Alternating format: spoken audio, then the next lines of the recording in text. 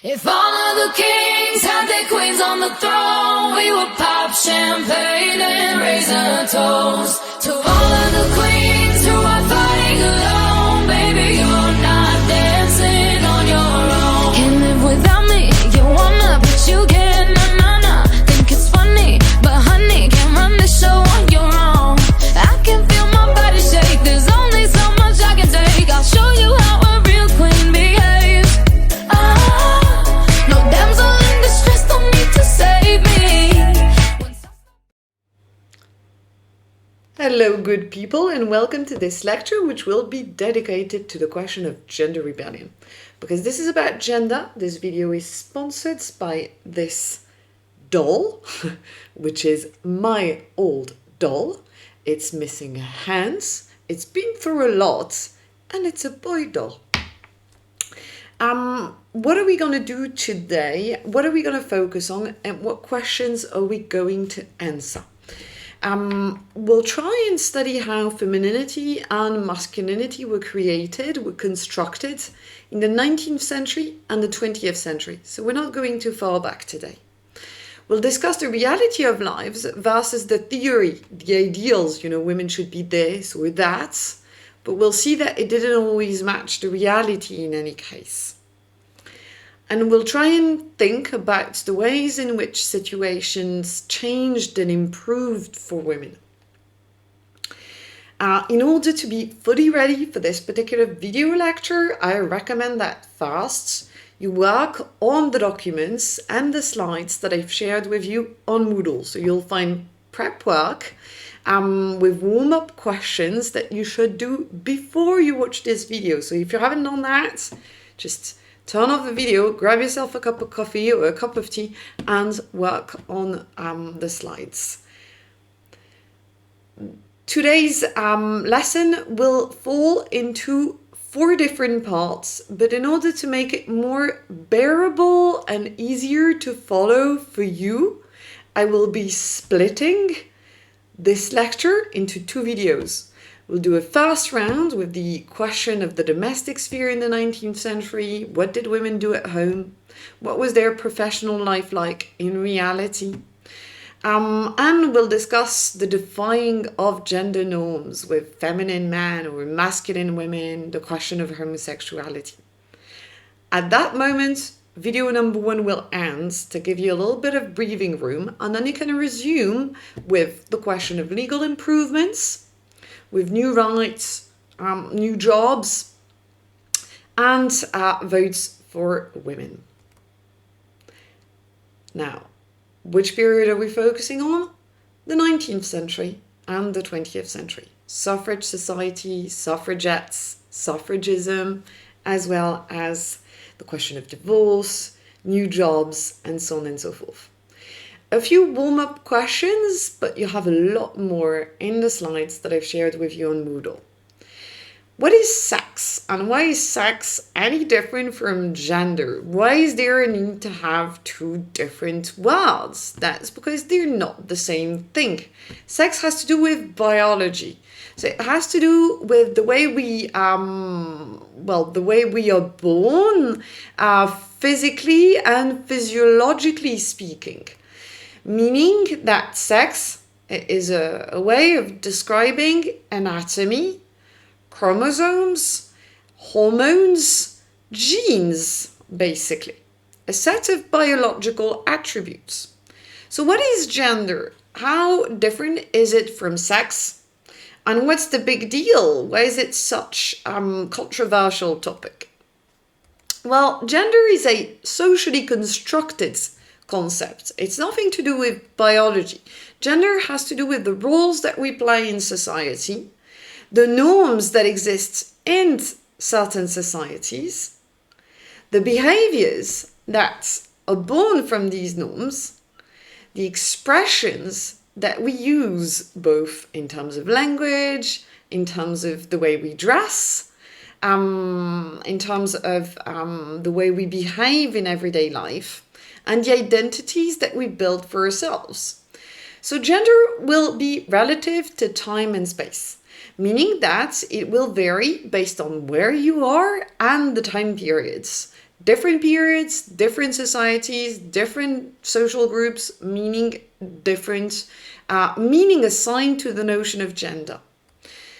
Gender norms are learned and internalized by all members of society, and it's very hard to escape those norms. They're not necessarily defined by biological sex. Sometimes it matches, and sometimes it's just not going to match. Or it's just going to be different, or it's going to be somewhere on the spectrum that allows for multiple varieties. Gender also intersects with other categories such as class or skin color or ethnicity, or whether you suffer from a disability or what religion you have, if any.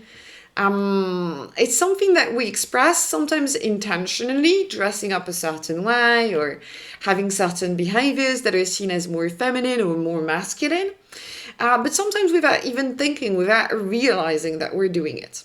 And traditional gender norms, at least in Western societies like the US or the UK that we're discussing in this set of videos, are hierarchical and more specifically patriarchal, meaning that women tend to be in subordinate positions. Right. Now, what is this about? This is about colors, as you've guessed.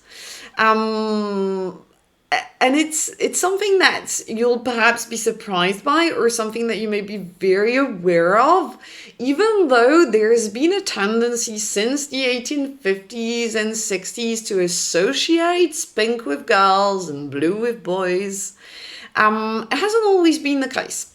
For instance, if we look at this trade magazine dating back to 1918, there's the idea that pink is for boys because pink is a stronger color, so it's more suitable for a boy, while blue is more delicate, so it's more suitable for a girl.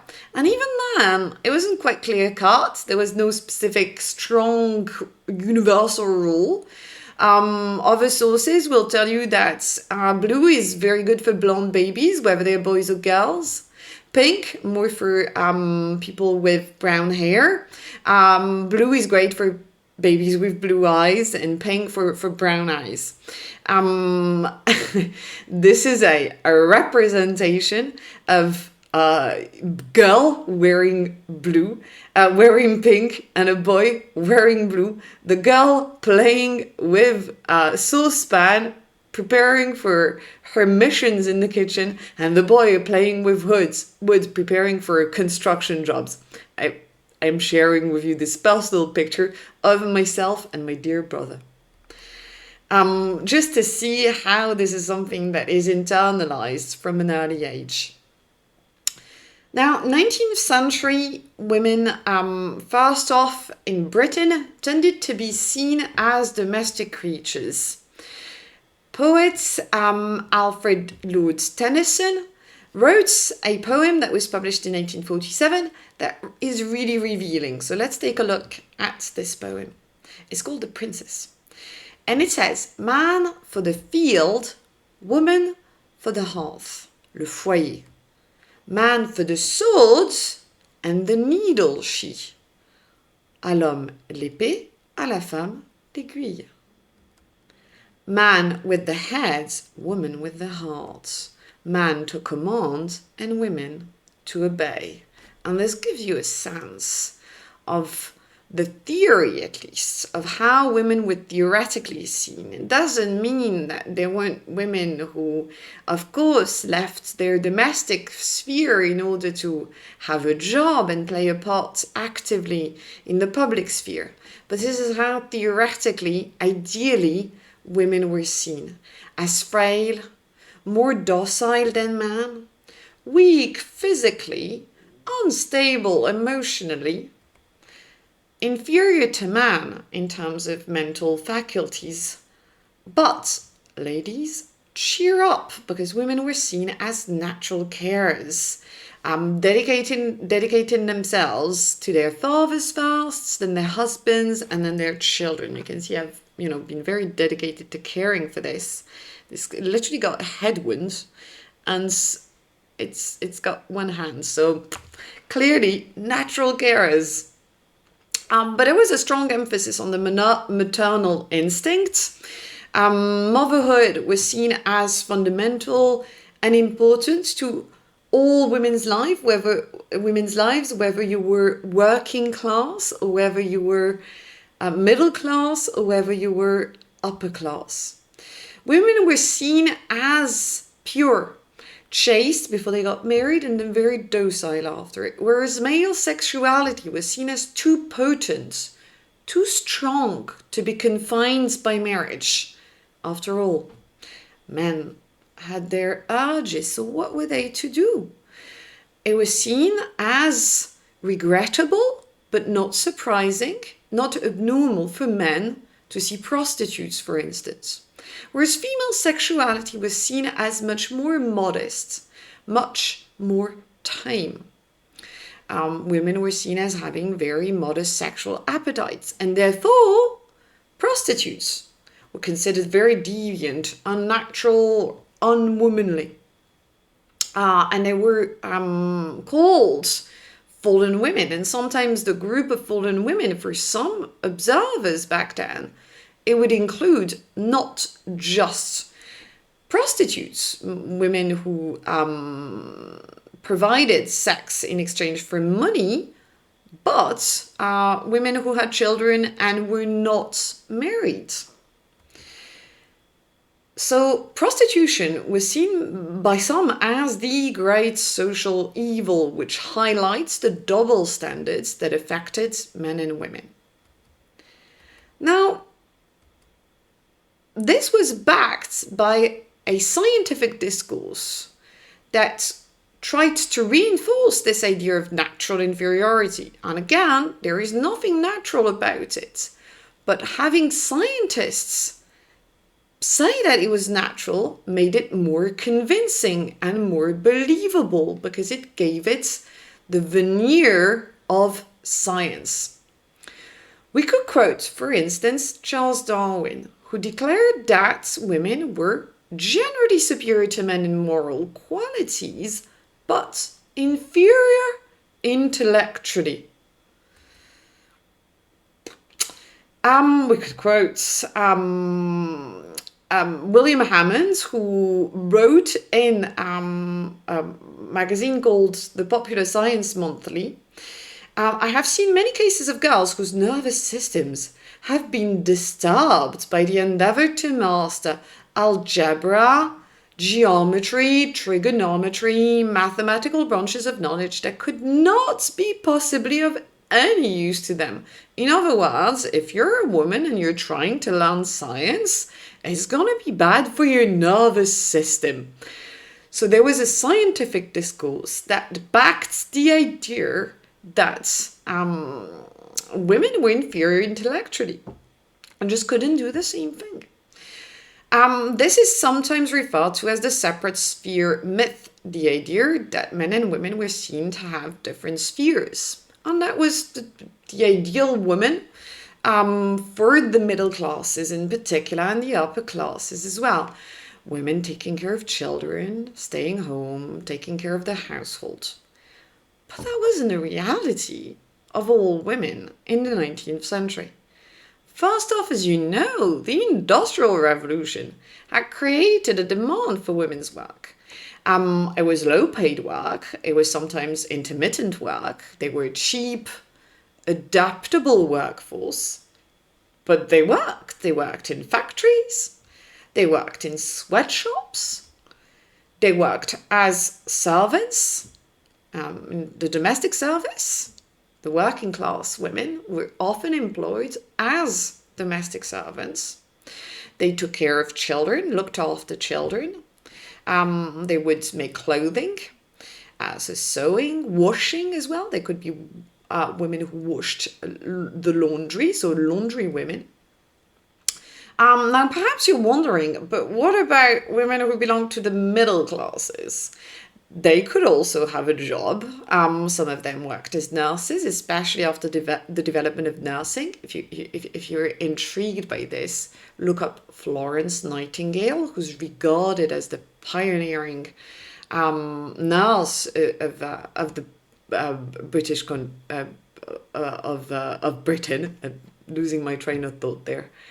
There were also women who were employed in shops, and after the First Education Acts, there were women who worked, more and more women, increasingly more women who worked as teachers. And what about the upper classes? Maybe you're thinking, well, they just stayed at home and did nothing. But that is not correct either. They managed a household, which was a full-time job, but also did charity work like visiting the sick in hospitals or visiting the sick in their neighborhoods, visiting prisoners, doing unpaid teaching. So women were absolutely not idle. Women were not doing nothing, just staying at home, doing nothing. Just taking care of the home, as you probably know, is very much an activity that takes up a lot of time. Motherhood and childbirth were something that most women would experience, but it could be dangerous. When you didn't want to have a child, when you got pregnant but did not want to become a mother, perhaps because you were not married or for various reasons, you were left without many options because abortion was not just a crime that could land you in prison, but also a dangerous procedure, partly because it was illegal and would be performed in dreadful conditions with dreadful methods. So the average number of children per woman in the middle years of the century was quite high, about 6, and then it did fall down. On the eve of the First World War, it had dropped to 3. What about women in the US? We've been focusing on the UK. In the US, there was the idea of Republican motherhood that prevailed in the 19th century. Now, what the heck does that mean? Women were seen as the guardians of Republican values. So they were ideally, at least in theory, confined to the domestic sphere, but they played an important part in the education of citizens. Daughters and their mother had to be taught how to convey, spread republicanism. They had to pass on their values to future generations, which means that it was a bit ambivalent. Why? This ideology did separate women from men from women, but it encouraged women to be educated, and that's interesting. And it was an ideal. It was not a reality anyway. Only a few middle-class white women, and there's also the question of ethnicity, were able to conform to that ideal. And as we've seen, it didn't mean that you were idle either. Now, again, this was very often a theory more than a reality. And even for those for whom it was meant to be a reality, because they were middle-class people, for instance, there were attempts at rebelling against those gender norms. First off, one of the myths that we have about the 19th century in Victorian culture is that they never talked about sex, they never mentioned it, it was just a big taboo. But this isn't true. Actually, during the Victorian period, there was a lot of discussion about sex, a lot of conversations about it with experts. At the end of the century, you have sexologists. So it wasn't censored, but there was certainly a discourse that was strongly bent on regulation. Not so much suppression, but regulating it, constraining it in a way that was absolutely not favorable to women. But talking about gender norms, focusing only on women would be giving a one-sided view of the situation. That would be quite a shame. So let's discuss manliness. Manliness, so again, manliness is different from being a biological man.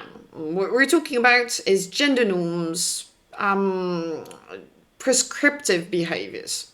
So manliness, cultural set of norms that existed in Britain in the 19th century, emphasized financial independence. So to be a manly man, a virile man, or a good specimen of a man. You had to work, to be a good breadwinner, to provide for your family, and to have a strong work ethic. Masculine identities were therefore often built around work or around hobbies for more popular workers who didn't necessarily have a strong work identity. For instance, football or other sports. There were threats to masculinity, supposed threats to masculinity, that is to say, to what was seen as the type of masculine behavior men had to conform to. Homosexuality was criminalized. First, it was punished with the death penalty until the 1860s, and then it was replaced by a long period of imprisonment. And I'm sure you've heard of one particular trial in particular. You'll have to forgive this lack of originality in the words that I'm choosing. Of course, I'm referring to Oscar Wilde's trial for sodomy and gross indecency, which you're probably thinking is the most vague possible way of phrasing it, and you'd be absolutely right. Impotence was also seen as a major threat to masculinity, and it was believed, or the people who would be blamed, it was believed that it was due to the wives, perhaps, that were either too much or not enough. It was believed as well that perhaps modern civilization was too tiring for certain men who suffered from impotence, and therefore that's what was to blame. Masturbation was seen in a very negative light. There were some social purity activists who strongly opposed it, seeing it as a medical and moral problem, and sometimes boys would be told that if they did it, they would get a lot of acne, for instance.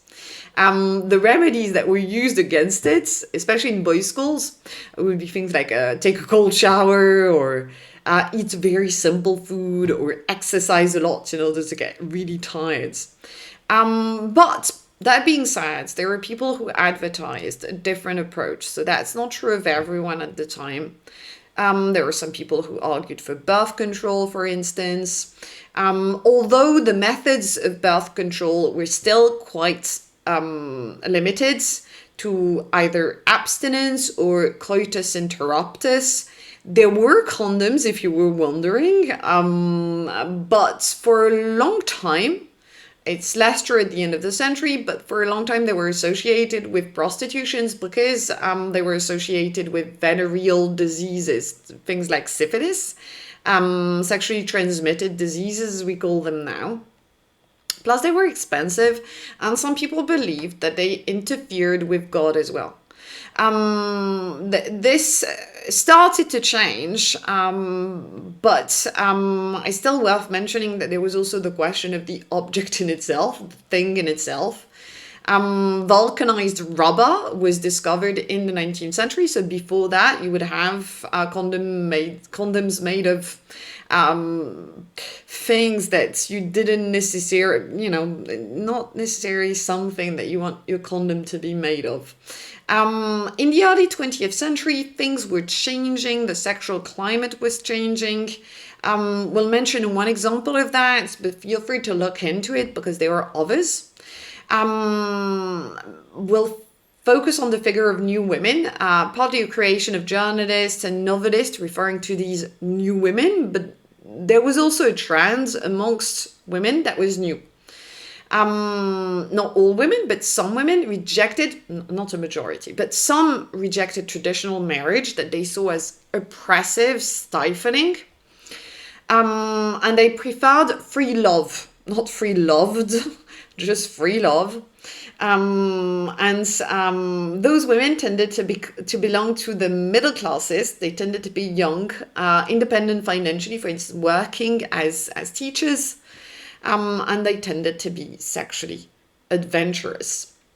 Here you can see a representation of one of these so-called new women, seen by some as a threat to the social order. You can see that this woman is showing her ankles. She's riding a bicycle. Bicycles were fundamental to the emancipation of women at the end of the 19th century. So if you like that kind of subject, do look into it. You'll enjoy yourself a great deal. You can see here that this woman is represented as a threat because she distracted this lad who was cycling and who fell because of her. And I'm no expert at physics, but I don't think that if she had been distracting him, he would fall like this with his hands like going straight towards her freaking face. She's also smoking, which would have been seen as a sign of the fact that she was a bad specimen of a woman.